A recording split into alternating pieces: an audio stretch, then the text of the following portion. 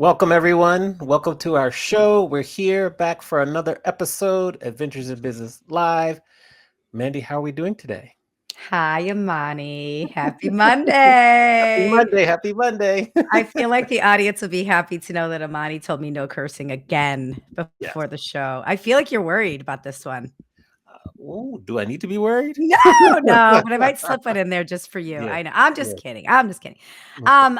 Amani, I am great. There's a little red flag warning. I'm on the outskirts of it. Like not out, I'm on the inskirt. I'm on the outs of the inskirts of it. So from 4 p.m. today until 4 p.m. Wednesday, I've got a red flag warning, and it's all over Southern California, San Diego. But because the wild winds that took over LA last week, we just took this one a little bit more seriously. So we got a go bag packed. We have an evacuation plan ready to go. Okay. I'm not going to be around on Wednesday. Neither is my husband. So we're dropping our dog off somewhere just in case. So Yeah. so we don't have to rely on people to evacuate with her. But the fires have been real tricky. Yes. Very bad. So, just so people who are outside of like Southern California, explain to everyone what a red flag warning is. And hello to Taylor Smith in the chat. What's up, Taylor? How we doing? Hey, Taylor. We love our Gen Zer. Hi, Taylor. Yeah. Great podcast. She has the Z thing, Yes. everybody. If you're in case you're Agreed. looking for something, some good generational content. Red flag warning. So if you are in a red flag warning area, it's just the conditions are prime for a fire. So it means low humidity, high winds. It doesn't mean there's going to be a fire. It just means the mother nature conditions are you're prime for a fire. Okay. So be Okay. safe. Watch your So brush. Mandy sent me a text message last night as the football game was ending. And so Yes. I'm a Washington Commanders fan, and it has been a long 25-year journey to get to the success that we have seen this year. So it is particularly notable. It's just a good time to be a fan, and I'm going to enjoy the ride. So that was probably the highlight of my weekend last Yeah. night. Yeah, Amani, like, can you talk about it? So tell everybody you're going to the playoffs. Oh, What yeah. like and the owner sold the team and now all of a sudden you're in the play. What's the story there? Because I Yeah, feel we like had there's more to it. we had an old owner who was not a good person, and he destroyed the team. The fan base eroded. Sold the team probably about, let's say, April of 2023. We got new ownership group. Then we got a new coach this year, a great, amazing rookie quarterback, Jaden Daniels, and he's doing well. We're exceeding expectations. We already are in the playoffs. We won a game. Last night was a playoff game. We won one game, so now we're on to round two. And so yeah, we're here and it's very exciting. Hello there, Gabriella. Good to see you in the chat. Aw, hey Um, Gabby. and yeah, so we're on to play Detroit this week. So that'll be exciting. Saturday night. Ooh, Detroit is fun to watch right now. Yes, they're on They're fire. super fun. That's gonna be Yeah. great. Okay. Mhm. One more thing before we get to our guests. What rituals do you have for your football watching? Do you have any superstitions, rituals? You wear a jersey? No superstition, no ritual. I'll follow along with some beat writers and fans on like Twitter or Discord. And I do that all during the game. And then I watch my favorite little podcast before and after. And that's it. Yesterday I was pretty chill because I don't know, I just was. So it was, yeah, it was good. So we'll see this week because as the stakes increase, my heartbeat increases too. So I'm trying to stay cool, calm and cool. Good luck with that. I know. Good Good. luck. And then the only other update I have, since I always forget to give an update, is that so pre-launch for the book is live. Oh, yes, that's right. That's Yes. right. So now you can get the book on Amazon. You can order one copy. If you want to order multiple, please do, because I'm trying to shoot for the USA Today bestsellers list. Um, and that's just been everything. I did my final edits for the audiobook last week, turned those in. So here we are. We're just going down the home stretch now. Amani, the cover is beautiful. It is Thank you. so beautiful. It is orange. It's got the headphones. It's in rhythm with the style of Yes. it is so rad. I love it. Can you remind everybody again the title of your book? Do a little Yes. self-promotion here, friend. Yes. The title. Okay. Wait, you know what reminds me? We need to add our little commercials to our episode. Remind me to ask you about Okay. that after we go offline. The Yeah. title is "The Quiet Storm: A Historical and Cultural Analysis of the Power, Passion, and Pain of R&B Groups." Ah, It's Yeah. gonna be an anthology. It's gonna be Yeah. an epic music anthology. I cannot Yeah. wait. And I know you sent it to me last week, and so I'm gonna start reading it on the airplane on Wednesday. Oh, so Mhm. I can't wait to hear what you think. And starting to do some interviews and podcasts, telling the stories. I did a master class, which is a reverse interview last week with two of my closest friends in life. So we are here. Awesome. Well, speaking of somebody that knows a thing or two about a master class, I feel like we should get to our guests. What do you Let's think? go. Yes. All right. We have an amazing human on the show today. She is the CEO of Rebelle Communications, a TEDx speaker, which I saw live and in person. It was spectacular. Ooh. She's a top political analyst, an advisor to some of the top C suite leaders in philanthropies, politics, business, and around the world. She is a self proclaimed street cat, which I love. We're going to have to dig into that. And Oh, she knows a thing or two about being an entrepreneur. Laura Fink, welcome to our show. yes. Yes. Oh, We give you a welcome and we give you a round of applause if you couldn't hear. Hopefully, you hear that. Yes. wow. I am not used to this. Such Yes. a warm welcome.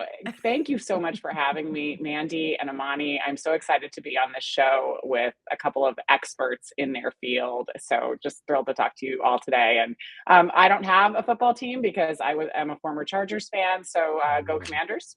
There we go. Yes, Oh, there that's we go. I great. love Go it. Yes. Commanders. Good, good. We're glad you said that. Um, Maybe my first question, and then I'll let Mandy go, is I'm curious as to, because I'm a former college soccer player, how has your participation and being on the varsity volleyball team in college helped you in business and life after college? Ooh. Well, obviously, you're used to doing hard things and you're used to not having things come easy. And I was not, I nowhere near the top of the roster. I was a specialty player, a role player. I have very long arms. I'm defensively quite good at the net, but I wasn't our kill specialist. So I had to learn both how to lead on the court and also how to follow. And so that those two qualities, when you are, you're used to sort of being the big fish, and then you go. And our team, we were small but mighty. We ended up being top 8 in the nation for our D3 volleyball team. Our little non-scholarship team did pretty well, and we had great coaching and great players. And so I learned a lot from that experience in terms of the importance of chemistry on a team. And it's something I ask when I watch sports. I now look for, because it's that undefinable quality that goes beyond the statistics, and is how do the teams, how are they connecting in the locker room? And so those are just a few of the things. And I'm not alone when you talk about women in power. Like the vast majority of them have played a sport, and many in the C-suite have played a sport at the highest level. So great, even if you're not going to end up, as most of us will not, a professional athlete, to have that experience. Very well. Great answer. Over to you, Manny. Lead us off. Well, I'm gonna put you on the spot for a second. And I remember the first time we met, and if you don't remember this, that's okay. But I want to share this story because I was thrown in a great way by it. So the first time I remember us meeting was at Pure Indoor Cycling. Do you remember this? Is this coming to I you sh- at all? Absolutely. Okay, good. So we were doing an event. It was during my book launch. It was for Women's Entrepreneurs Day, and it was right after class, and we were sweaty and glowing and feeling great because everybody had just had a good workout. And you and I were chit chatting, and I said, "Oh, well, what do you do for work?" And you said these exact words to me. I actually wrote them down on my phone then. This was so good. You said, "I position women to step into their power and lead." I was like, "Whoa, who is she?" And I remember thinking, "This person is awesome. I've got to get to know her." Well, then, you forget and you lose touch or whatever. Then a little less than a year later, I went to TEDx San Diego and I was in person, and you were on the stage. And I was like, I have got to get to know you. And then, I followed you on socials after that. But you have this command about you. You have this presence about you, and you are helping so many women lead. So I have two questions. One is the TEDx experience. Can you tell us about that experience from applying to it, and then a little bit about your topic? Sure. I mean, in terms of the execution, I could write a book called How Not to Do a TEDx because I definitely did my TEDx hard. And some of that was because I actually had a non-traditional path to TEDx. I did not try, I tried out, but in a very different way. I was asked to speak at a workshop that ran adjacent to a TEDx Women that had happened a couple of years before. And it was sort of like they had the primary speakers on the stage, and then they would have a break, and you could select a workshop or a workshop speaker that you wanted to go and see. And so I did one of those breakout sessions, and mine was, I'm proud to say, very highly reviewed. And so then that sort of got me on the big stage. And I was excited. I was super prepared. But because I was a professional, I think sometimes people tend to overestimate how much freedom you need. And so I didn't, TED has a very specific process, and it's rigorous, that they put you through in terms of deadlines and presentations, etc. And God love the TEDx organizer who gave me the freedom, which I'm a contrarian, so I absolutely loved it. And then I realized that even though I'm a media and communications professional, this is a very specific skill set. So I did everything wrong. I did everything wrong, from, late preparation to, there's actually a science of memorization. And if you do not memorize in chunks and allow that to marinate, if you don't allow it enough time to marinate, then you will actually, your brain will not remember. So I walked onto my dress rehearsal stage the day before, and I drew a hard blank. And one of the things, and I had to walk off the stage, and then I have to walk off the stage knowing that, oh my God, I could do this, execute this level of failure in front of 500 people tomorrow. And what had happened was the memorization had not marinated. I did not allow for that 48 hours for the last chunk of what I was talking about. And what it taught me was that I had to have a plan to fail. And that is something that I take with me, because I was like, okay, if this happens tomorrow, what are you going to do? Because you can't flee the scene. And so I actually prepared what I would do if I drew a blank, because I did have it memorized. I did know it all. I was emotionally connected to it. And because I had that plan, I did not fail. And that is something that I take with me to this day. I learned hard and the hard way about the science of memorization, and about why you need a plan for when you fall down on the ice, for what it's going to feel like, and for what exact steps you're going to take to move forward. So, and my TEDx, it went off, I think, decently without a hitch. So I got lucky, but it was a real hard 48 hours, those last 48 hours, and was something that I definitely did to myself. I would have no idea. So I rewatched it this morning. I would have no idea that just 24 hours before you delivered that speech that you had drawn a blank. It was flawless. It was so good. It rhythmically, I watch a lot of speakers. I'm a speaker. Rhythmically, it was right. Even your jokes landed when so I had no idea that happened. That's super amazing. And I love what you're saying about having a plan to fail, because I think we all know we're going to fail. And we know we're going to get up, and that's how we learn adversity. But having a plan when you fail, I think, is really, really important. I want to switch gears here for a minute with planning to fail as an entrepreneur. When you're coaching entrepreneurs, or you yourself as an entrepreneur, what have been some of those failures that you've dusted your slippers off and gotten back into the game with? Well, I think for me, I never really was consistent in my business development. And because I would get a lot of referral business, I think I relied heavily on my strengths, on sort of the power of my personality and the strength of my work. And I expected that to carry me.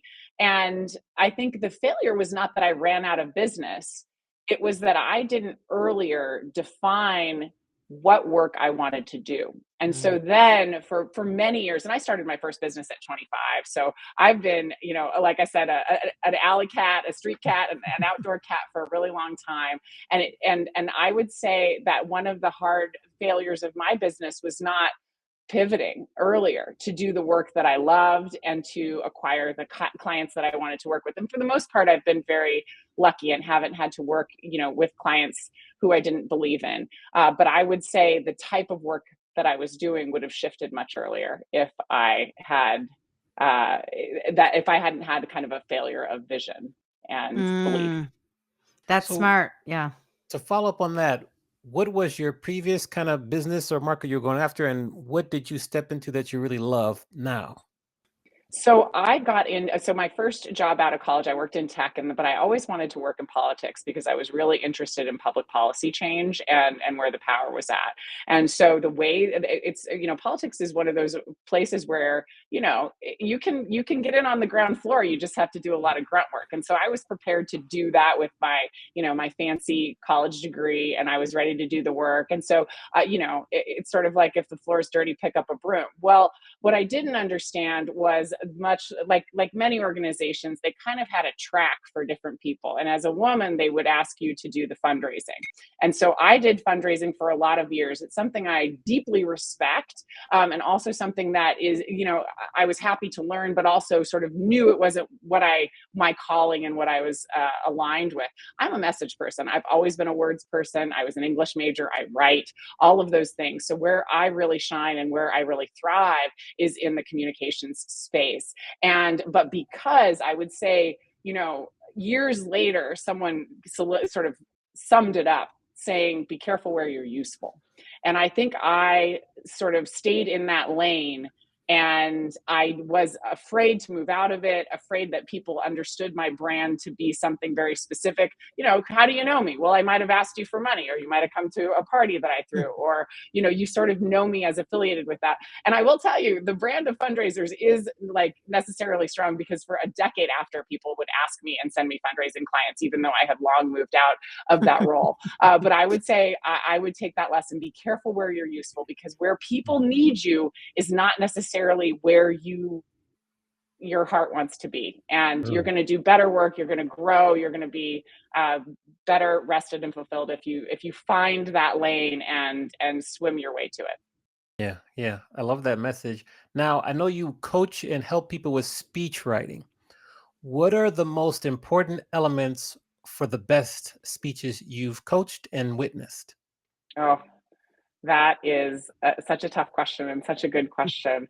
I would say emotionally connecting with your audience is one of the hardest things to do, because it requires vulnerability. And I think, people sometimes feel that they're doing it well, and they may not be. They may be trying, but it's that unwillingness to be vulnerable and to dig deep into that. And I think also not being afraid to break the mold. Like, there's no there are formulas, but you don't necessarily want to be wedded to them. If you can do something a little unorthodox, if your podium bio when you're introduced goes beyond your, where you went to school and your 3 jobs and your general experience, if it tells a story, people are going to remember that. And I think it's popular now, and I'm glad to see that narrative and respect for narrative is taking shape everywhere. But I find that it's one of those things that's simple to say and difficult to do, because it's much easier to default to the lists, to the, telling people things, instead of allowing them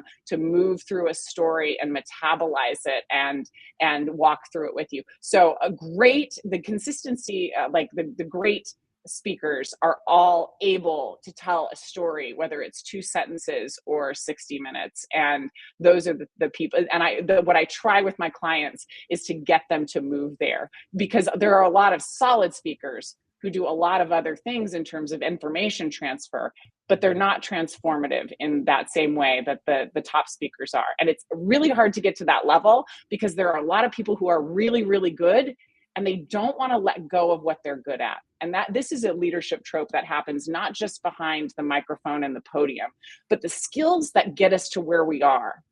Necessarily, some of them need to be left behind in order to acquire the skills that we need to reach the next level. And that's a really hard lesson for leaders to learn. And it's something that needs to be done from, I've worked with extremely powerful people, and I've worked with bus drivers and janitors and other people working for a voice on the job. And that's true of every single person who I've worked with at every level of power. Interesting. One more follow-up, and then Mandy, I'll go back to you. Besides fundraising, what skills have you to leave behind to get to your next level?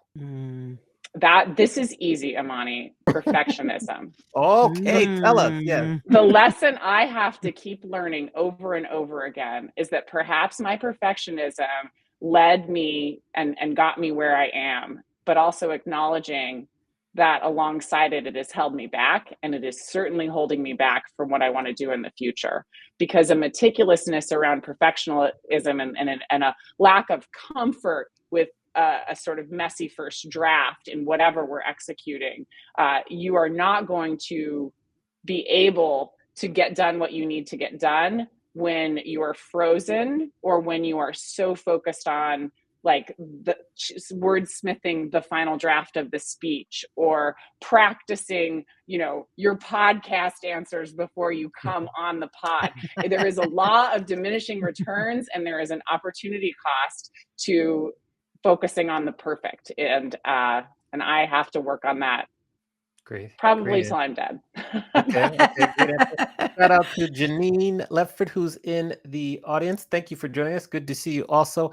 And you see, Mandy, how Laura said messy first draft, but I remember Anne Lamott says shitty first draft. So that's my one curse word for the Amani, welcome to the curse club. Yeah, you did it. Sometimes the shitty first draft is the best draft. Yeah. What I really love about what you said, Laura, is, making space, leaving you. Yes, you can be good at all these things, but you don't have to do all these things. And as soon as you leave some things in the past, you're clearing the decks and making space for new skills to be developed. So I really resonate with that. I love that. While we're on this leadership conversation, I want to ask about women and leadership, and why so many women tend to be the supportive person in the background, or tend to sit on the sidelines. Like, what do you think is preventing women from being at the table? Or what do you think is preventing a woman from raising her hand to lead? Women are rational creatures. We know what environment we live in. We know what's rewarded, and we know what's punished. And so we tend to build our lives in alignment with the culture. And this is true of men too. But I think in particular, with women aspiring to positions of power, we are encouraged to take what I like to call the number 2 spot, that does everything behind the scenes, that makes the CEO look good as, his chief of staff, or who is a transformative CFO, but has all the qualities necessary to be in the top job if they wanted to be. And I think the punishments and rewards of the culture encourage us to be in particular lanes. And I think it takes audacity and a little bit of rebellion to break out of that, and also to recognize that you possess the qualities that are not just, you're not behind the scenes because you're not qualified or able. You just might be a leader who's a little bit different. And it just might be that no one has acknowledged or recognized that you could be the number 1. And I think what I like to walk through with my clients is, why do you think that is? And there's a number of reasons. And a lot of times it comes back to that usefulness. Like, if I had a number 2 who was phenomenal and made my business hum, I wouldn't want to lose them in that position either. So that, there's some rational reasons why we are sort of kept in the lanes we're kept in. And what I try to encourage leaders to do is to acknowledge that and break out of it. I love that. And I want to hang here a little bit more for entrepreneurs, right? People that are at corporations, at associations, and they might be the number 2 right now, and they want a seat at the table. How do they get the seat at the table? How do they make that transition? I think, so I'll tell a little background story. So one of the ways in which I broke out from my fundraising role and transitioned my business was, I was sitting with a client of mine who was a member of Congress, and we had her pollster on the line who was also a woman. And we're going down, and it wasn't my first time, looking over a poll, but it was my first time hearing such direct commentary. She looks down the list and she goes, "Oh, your district loves a bipartisan consensus builder. So that's what you are." Now, I will tell you, it was what she was. So it wasn't like we were playing Svengali here. But what it said to me was, wow, so I can just say I'm a thing, and I'm a thing, that I have if I can back it up. Now, I'm not saying do that to be a surgeon or a rocket scientist, but for me, it was talking about going from being a fundraiser to being someone who is an expert in communications, which at that point I was, because I raised millions of dollars based on my communication skills. So I think part of it is saying it to yourself, is acknowledging your skill sets, is acknowledging the ability that you have to reposition into that role, and to start telling other people that that's what you want. And making that public acknowledgement, I think, is scary at times because there's risk involved. Because what if you don't get it? You know, what if I acknowledge my dream and people laugh at me? And I'm not saying those things are not going to happen, but I will say that it is something that you have to do in order to get where you want to go. Now, Powerful. what is the most common area of development that you are finding yourself having to assist or coach your current clients with? And I'm thinking like 2025, with all the onset of social media, having to always be present, having to be able to speak on a dime. Like, what's the kind of common area of development that you have to coach people on more now than you did in the past? One of the things, often I'll work with people who are experienced in front of a camera, but these cameras and these eyes are very different than the skill than like a television lens. You have to be different. You have to, and you know this because you do it. Everybody likes to throw around the word authenticity, and it's a great word. But I also find that with my clients, finding their authentic selves is a process, because what has been required of them is a performative person who is unflappable, who is unemotional, who is, this sort of archetype of a leader. And digging in and even finding and understanding what it is they could reveal to be more authentic is an experience. So I find that I'm called upon to do that more, as opposed to like the spit and polish on, vocal tenor or timbre or pause, that this is not tactical. And there is still some of that, but this is really about having an understanding of who you are and not who you have been called upon to be, especially in front of the lens. Some real soul searching there. Yeah. Yes. And it can be fun, man. You dig in a little bit and sort of you like yourself. So, figure out what parts those are that you want to reveal. Yeah. Or being comfortable letting them shine. You're like, oh, I just saved this for my immediate family. I didn't realize I liked sharing this with other people too. And that's beautiful to bring that out. Go ahead, Mandy. Keep going. Keep going, Mandy. No, I mean, what she said was really inspiring. Really inspiring. We're talking a little bit about communication, and you obviously are a communication expert. So what do you see as faults in communication right now? What are 2 or 3 things people can do better when they are communicating? Well, I would say just getting into the zone. So we're on a podcast, and I want to say, like, there's a statistic that something like an enormous number of podcasts don't exist after 1 episode, 2 episodes, 3 episodes. 8 so episodes, yeah. And I'm sure part of your 100% of your success in a podcast is the fact that you kept filming, that you were willing to be a beginner, that you, I'm sure, have watched yourself grow in terms of your skills of interviewing, in your skills of banter, in your skills of connecting with your audience. And allowing yourself to be a beginner, but particularly in public, is what stops like the vast majority of people from doing anything. They don't want to be bad. And I always say to my clients, like I was talking to a candidate for a city council in Arizona, I was a couple of years ago now. And I said, well, what's your biggest fear in terms of our work together? And she said, I'm afraid I'll be bad. And I said, well, that's easy. Let me just tell you right now, you're gonna be bad. You're gonna be bad. So if you embrace the fact that whatever bad is, you're gonna be a beginner.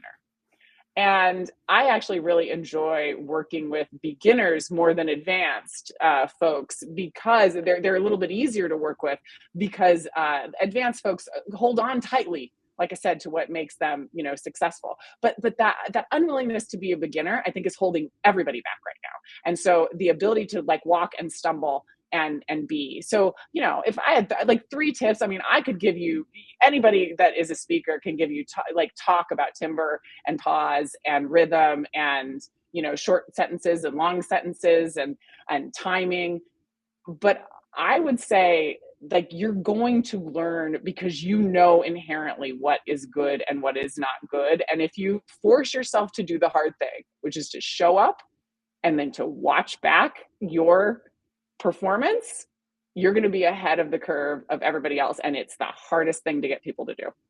Why do you feel it's so hard for people to show up? Why do so many people just tap out, in your opinion? Now I know what question I'm going to ask back at you in our time later. Yes. And then I have a question from the audience after this. So Gabriella, I see your question. So I would say, let me speak to what I know of women, since women are who I coach most. I think we have an identity around success. I think high achievers, particularly high achieving women, we are conditioned and trained that our performance is our worth. And that's taught to us when we're very young, and not, it's not, we don't receive it it's not in a negative way, but we associate our value and our worth with our ability to perform and succeed. And when that is the case, you often think, if I am bad at something, then it really threatens our identity and our value as a human being. And so if you can imagine that, it's much, much scarier than I made a bad YouTube video. It's Laura's not talented. Laura doesn't have potential. Laura is not able to succeed in this lane. And this, you find this all the time, across the board. But I find with women, it's particularly acute because we see our value as, as being in the results that we achieve. Interesting. Okay. First of all, shout out Sarah, one of my former students. Good to see you here, Sarah. Thank you for tuning in. And Gabriella has a question. She says, as a new solo entrepreneur, I need access to the tables to even get the seat. Could speaking opportunities give me that opportunity? She loves public speaking. Yeah. Talk everywhere you can. Yeah. Offer to talk. Throw out invitations and prepare yourself for a lot of rejection. I think in particular in public speaking, there's one public speaker and 500 audience members or 30 audience members. And so you're a rare bird. And I would say, and sharpen your game. So if what I hear too in the question is, this is something that she really wants to do. So absolutely do it, not just for your career, but for your own personal development, your brand development, your, being a human being walking the earth. It feels like it's something that you're called to do and that you enjoy. So I absolutely go for it. Since you mentioned that you have the questions you want to ask us, that's a perfect segue. We'll let you kind of get to that segment a little earlier now. So this is the point of the show where we let our guests ask us any question they want to. Nothing is off limits. So as you rub your hands together, who do you want to ask the questions to first? Amani, scared. Amani, don't be scared. I actually don't interview very often, but I will say I'm curious. I want to hear about your book because as a child of 90s R&B, I want to learn more. And I would just ask you, who are 3 R&B artists, either the titans, the great ones, or perhaps people, that are not in the mainstream? Who should we be listening to begin our journey? Ooh, okay. Double question. I like it. So yes. Okay. So first of all, when you think of your favorite 90s R&B artists or groups, who comes to mind? Just so I can get a nice little taste, context. I mean, Mary J. Blige. Okay, she works. 90s, we're gonna I was gonna say Roberta Flack. And I mean, like your classics. Like I like Bobby Brown. And I like yes. But I guess might consider him more pop. No. Keith Bobby Sweat, Brown. You name it, I'm gonna like it. Oh, okay. So you just said Keith Sweat. So Amani just grabbed his chest. For listeners, Amani grabbed his chest and flummoxed. He was flummoxed there for a minute. Oh, great word, man. Great word. Okay. So Bobby Brown is actually on the cover of the book because you remember the group he was a part of before he was solo. Before he was so now I feel like this is a quiz I'm gonna Okay, fail. so don't worry. He was a But part I of do he was a part of New New Edition. Edition. Yes. Okay. Ooh. So there you go. So check there. So the book just takes you through the history of R&B groups from the 1950s to the mid 2000s. It gives you a history per decade of like the top 10 or 11. The last kind of 15% of the book will share with you what happened to R&B groups, why did they disappear, and what's going to happen next. And it's a very nice visual journey because there's pictures, there's stories, there's my favorite songs, my favorite samples. So that's what the book's about. To answer your second question, like who do we need to know?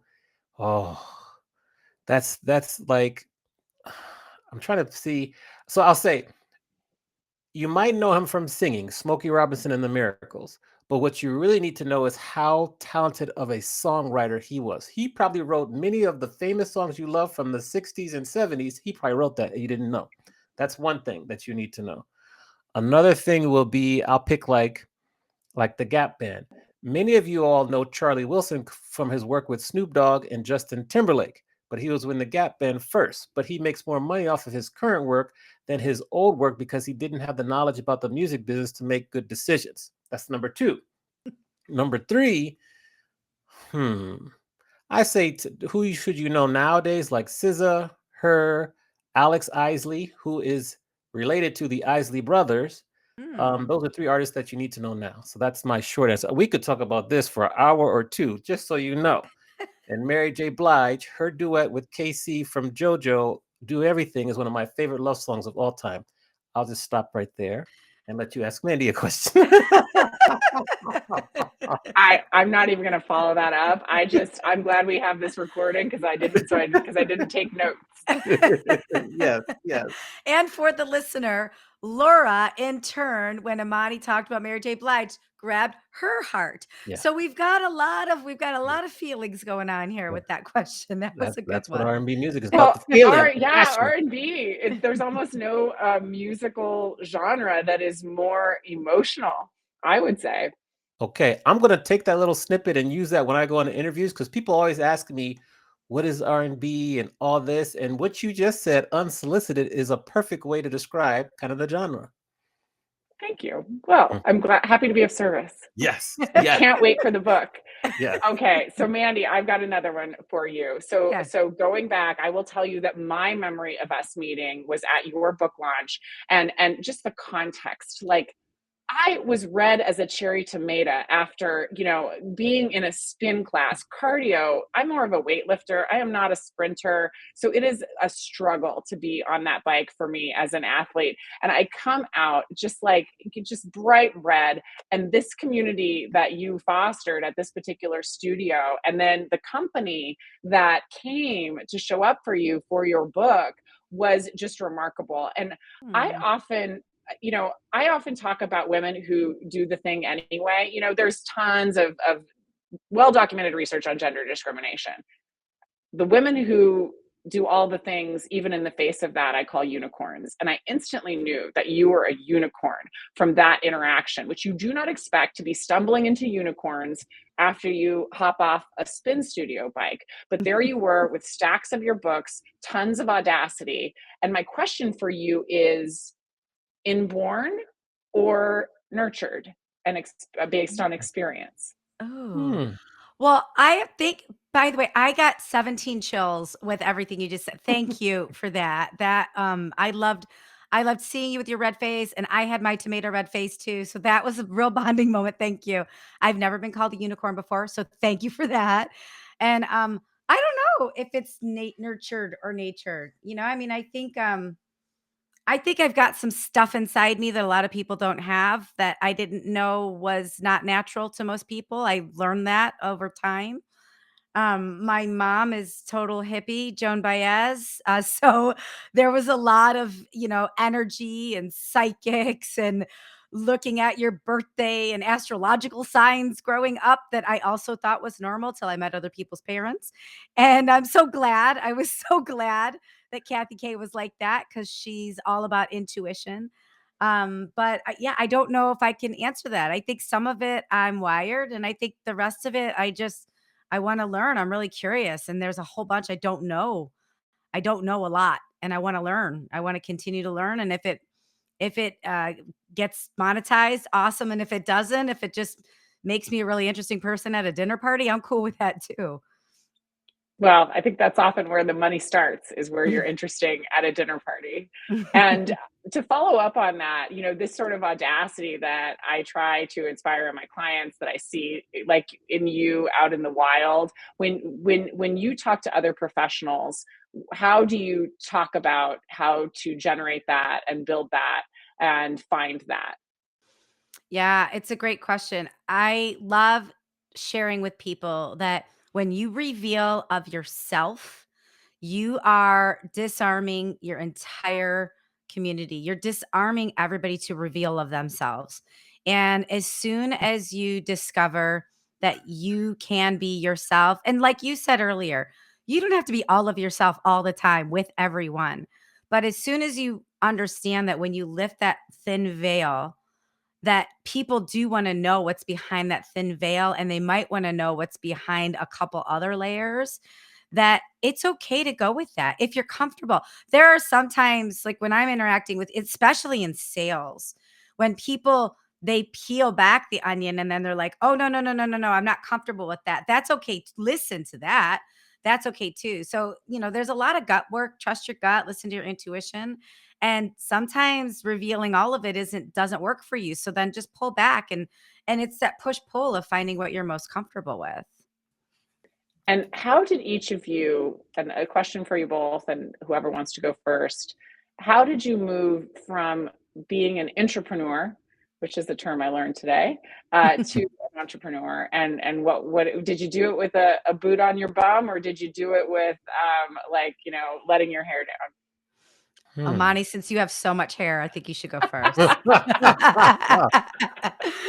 think I had a boot on my bum. I think I had no choice. It's time to jump in both feet, and I wasn't quite pleased with the fact that my government job, as they say, was like a bunch of spreadsheets and meetings, and that I'm a creative person, and that was just killing me softly, to take a Roberta Flack song. There you go. So I think that I had to go. It has not been easy, but it's been better. It wasn't an easy journey, but I couldn't imagine what I would be doing if I had stayed. So that's my answer. That's Great good. answer. It's a good answer. I love that you incorporated the R&B in there too. Good job, But Amani. it's from the artist that she mentioned too. So Yeah. it's like boom, yes. It was so money, so money. It was so funny. Okay, so I think I became an accidental entrepreneur. I was working at Hard Rock Hotel. Was it Hard Rock Hotel? It was 2007. Yeah, 2007. Yeah, I was working at Hard Rock Hotel, and I had a customer ask me, "Can you help me with some sales? Can you help me grow my business?" And I said, "Huh, sure. I've never done that before. Meet at my kitchen table on Saturday." And so an accidental business was born. So I was actually, when you work a normal job as an entrepreneur, you work 8 to 5, 7 to 6, whatever you do. And this accidental sales coaching business started on the evenings and the weekends. And then when I came over to the HPN side of the business in 2010, one of my conditions with the CEO was like, "Hey, I really, really like the sales coaching entrepreneurial stuff, and I really want to do more of it." And he's like, "Do whatever you want. Like, work as much or as little as you want. Just go out and book meetings and live a great life." And I'm really lucky HPN allows me to do that. Also, I have to be an entrepreneur with HPN. You're running multiple businesses there. So I've had a lot of practice at it now. I mean, I've been running my sales coaching business now for 18 years, and I've been with HPN for 15 years. So I've been all over trial and error of this entrepreneur world for a while now, and I'm learning a lot. But I think somebody asked me, and I learned a lot from that too, because I now ask people. I think sometimes people think when you're working a full-time job that you're unavailable. And ever since then, I will ask people working a full-time job, like, "Hey, do you want to be my videographer? Hey, do you want to do this?" And maybe they've never done it before, but that might be their foray into being an entrepreneur too. So I don't stray away from entrepreneurs when it comes to that. Great tip. And I am now taking mental notes for my next set of hires. Yeah, find them. They're everywhere. I want to, since you just turned into an accidental journalist, which I loved, I want to hang at this broadcast piece that I turn the TV on and I'll see you on CNN. I'll see you on Fox News. I'll see you on News Nation. You're everywhere. So how did your political analyst part of, being an entrepreneur, how did that come into your world? What does that look like? Show us a little bit behind the curtain for that.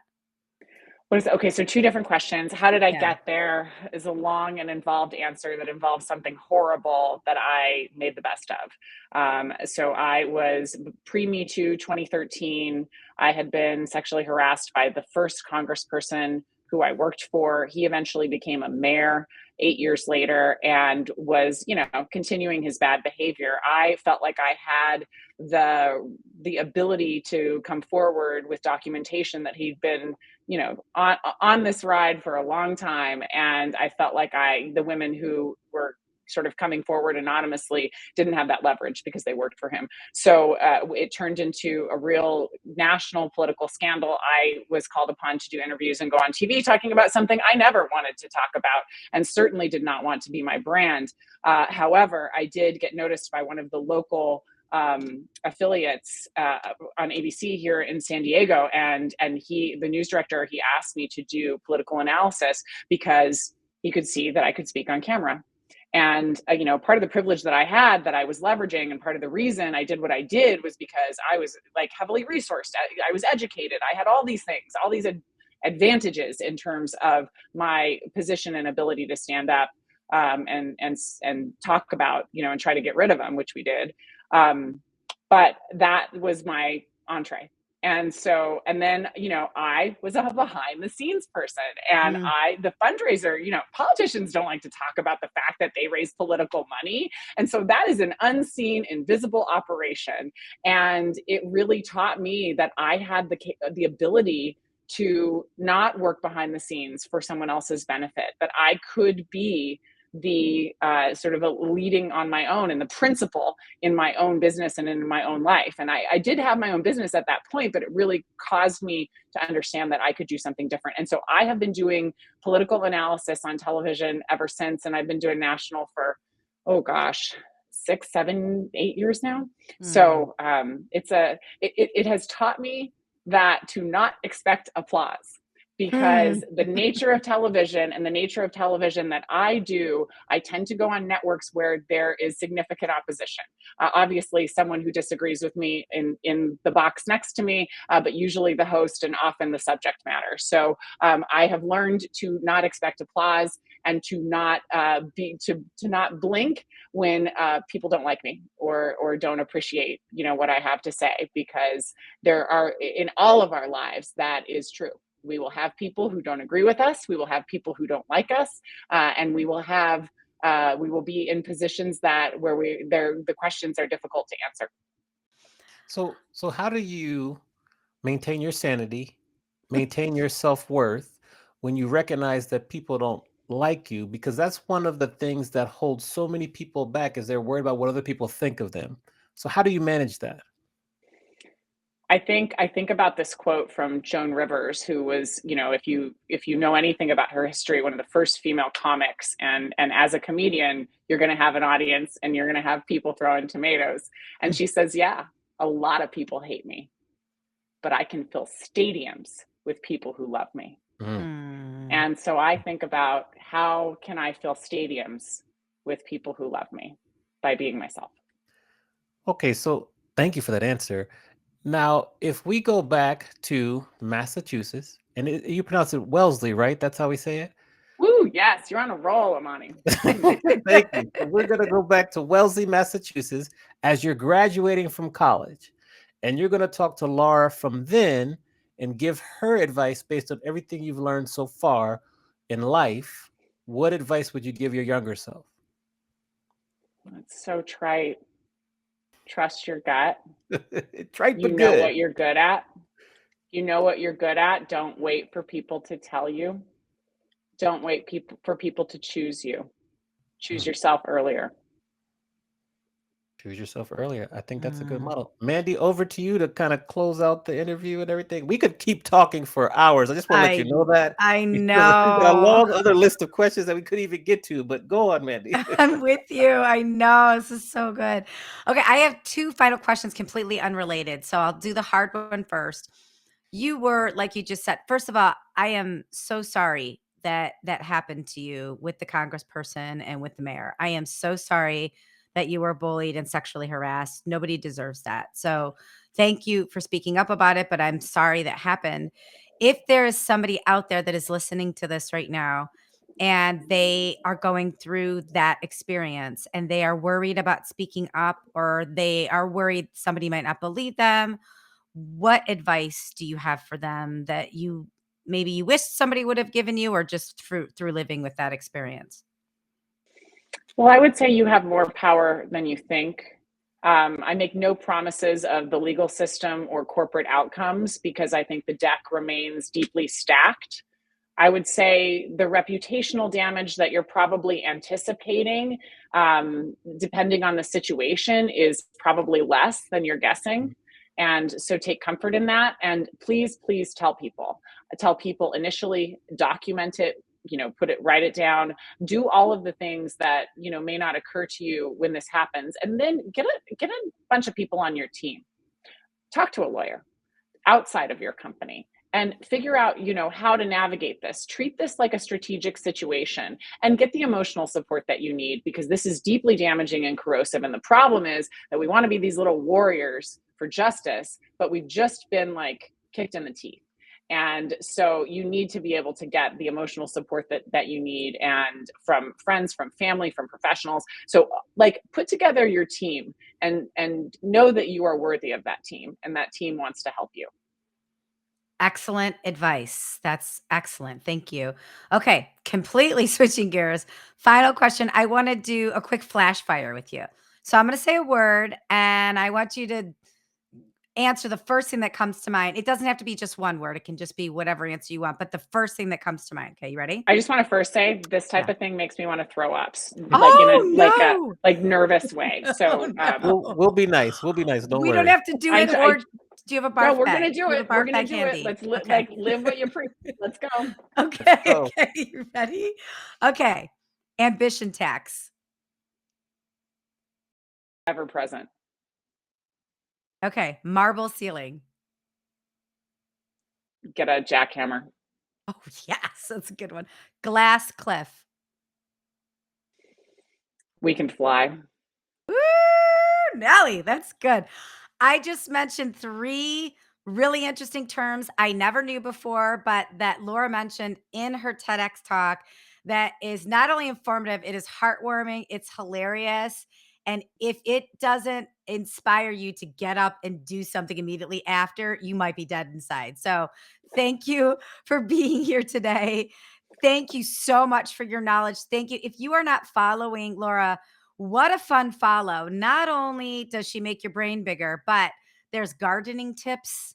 There are procrastination workout tips on there. And she greets you most days with a beautiful view. So follow her on Instagram, Laura K. Fink. Go to her website, Rebelle Communications. That'll be all in the show notes if you're listening. And follow her on LinkedIn. And just, Laura, thank you so much for everything you give to the world. Thank you for the human that you are. And thanks for being with us today. My sincere pleasure. Thank you so much for having me. Thank you for tuning in to Adventures in Business. Don't forget to rate and review our podcast on the platform that you're currently listening it on. And don't forget to share it with your friends and anybody that might be as much of the business nerds as Amani and I are. See you next time for another captivating interview.